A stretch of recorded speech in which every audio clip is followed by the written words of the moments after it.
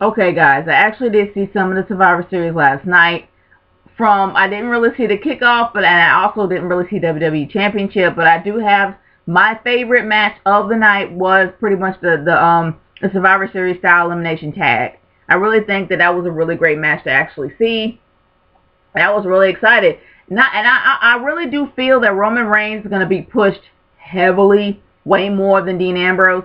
I like Dean Ambrose, but he doesn't have a lot going for him right now. But I really do see that Roman Reigns, who happens to be the cousin of The Rock, is definitely going to be pushed a lot harder than Dean Ambrose, unfortunately. Because I like them both. I think they have a lot of edge. Both of them do. I mean, Dean Ambrose is definitely the talker of the Shield, while you got Roman Reigns to pretty much be the brute force of the Shield. But honestly, I really do feel that Roman Reigns is going to be pushed a lot harder than Dean Ambrose, and I'm actually looking forward to see what they're going to do with him when the Shield actually breaks up. But let's talk about Raw, shall we? The opener was kind of interesting. Seeing how they're actually going to unify the belts is pretty cool, but on the real, they're wasting it on the wrong pay-per-view. Like, they should not do it on TLC at all. This has Royal Rumble written all over it. And for some reason, I'm trying to figure out why they decided to do it for TLC. Do you really want that many? Do you really want that many pay-per-view buys? Like, honestly, it really wouldn't matter with TLC at all. I would be focused on the Royal Rumble, one of the big four pay-per-views. So I would have done the unification of the belts for Royal Rumble, not for TLC. I don't know, but it's a great setup. It's a great setup for the pay-per-view. Can't hate on that at all. But I've had gripes. I have a little bit of gripes about the matches. The matches, except for a few, were all about what happened last night. It was like rehashing what happened last night with the same outcome, except for the Divas match.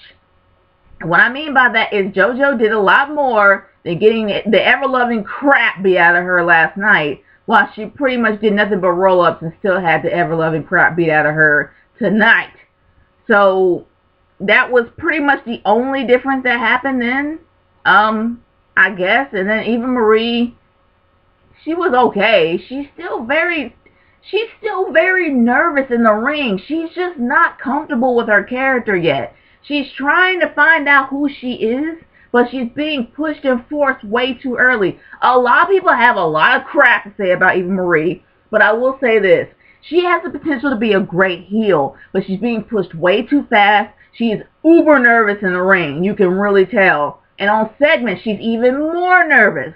But I think that's something that's going to develop over time, and I think as time goes on, if she stays on for that long, that her character will get a lot better. So I'm not going to harp on it for too long. But anyway, I'm going to move on to the two matches that absolutely did nothing.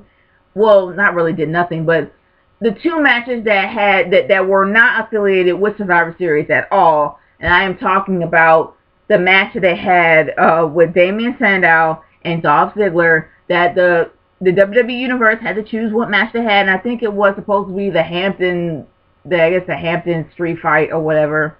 It was a pretty good match, actually. It was really, really a good match.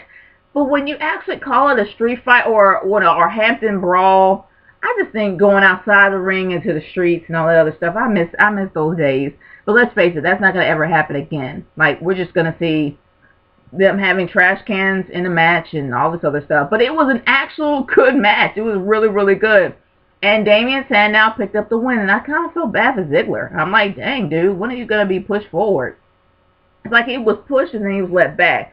But Dolph Ziggler really has a lot to offer, and every time that a guy's in a match with him, he actually makes not only himself look good, but he makes the guy look good. And I guess Damien Sandow, I don't know why they're pushing him. Like, seriously, you lost the Money in the Bank. You cashed it in only to lose it against John Cena.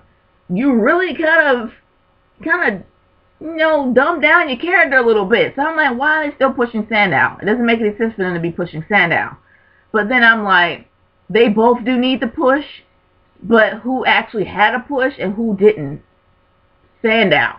So I'm like, okay, well, I guess I can live with that. But it was still a great match to see. Neither one of them looked bad. I mean, shoot, Dolph Ziggler really did look good in that match, as well as Damien Sandow. They pretty much gave it their all, so they don't really look bad, neither one of them. So I'm not going to hate on that completely. But I will say that my favorite match of the night Yes, it was a rehashing of what happened in Survivor Series, but I will say this. No, actually, I have 3 favorite matches. One of my second favorite match of the night really was a rehashing what happened in Survivor Series last night, and that was CM Punk and Daniel Bryan versus the Wyatt family with Bray Wyatt this time, which should have happened last night. But the coolest thing about that match wasn't really the match itself; it was the ending. We just saw Daniel Bryan pretty much pull on the shoulder of Bray Wyatt's minions and was actually just taken out. Like, we have no idea where he's going. We have no idea what they're going to do to him. We have no idea if he's going to be brainwashed on his way back. They should have did this last night. And it seemed like they're actually doing it again because it's okay, we made a mistake, so we're just going to redo it on Raw. But honestly, it was a really great ending. It kind of left you in suspense. They did the same thing with Kane, but I'm hoping this time that they brainwash him and he actually becomes a part of the Wyatt family. He has the beard to go with it. Come on. Seriously. Everybody in the Wyatt family has beards. He has a beard, so he should be a part of the Wyatt family. That would be cool to see him go heel. Seriously. And he has every right to. So I would love for that to happen, but I'm hoping that WWE don't mess that up. But my third favorite match of the night, now this one does not have any affiliation with the Survivor Series matches. This is something that I really am hoping that this guy really has his own match later on down the line, his own feud later on down the line. I'm talking about Xavier Woods. I think it was nice how Tons of Funk not only lended their music, but they lended the Funkadactyls for his entrance. This guy has a lot to offer. For those that have not watched him on NXT, watch him on NXT. This guy is spectacular. He literally has the same fighting style as Kofi in a way, but he has a lot more flair to him. And when he actually had his match with Heath Slater, it was a really great match to watch. Seriously, straight up. I am looking forward to see more of Xavier Woods. I am looking forward to see what feuds are going to put him in and what his first match on a pay-per-view is going to be. I'm really interested to see that. But let's move on to the main event, shall we?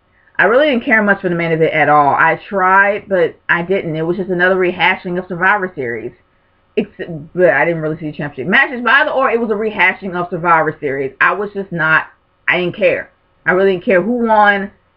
Even though the ending was pretty cool, because it actually kind of gave you a little hint or maybe a possibility of what would happen if John Cena lost.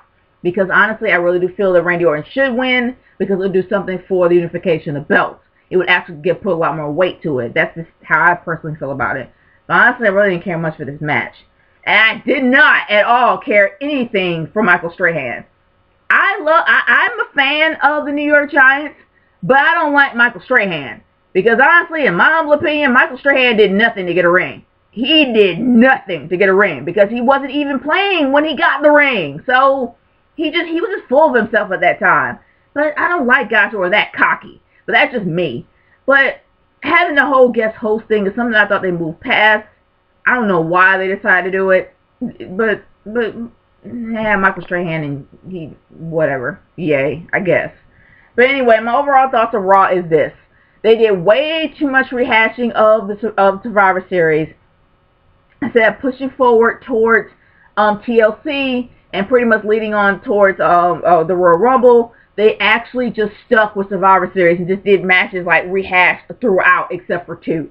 And the whole guest host thing, I'm like, really? But I will say that those 3 matches that I just mentioned were one of my favorite matches of the night.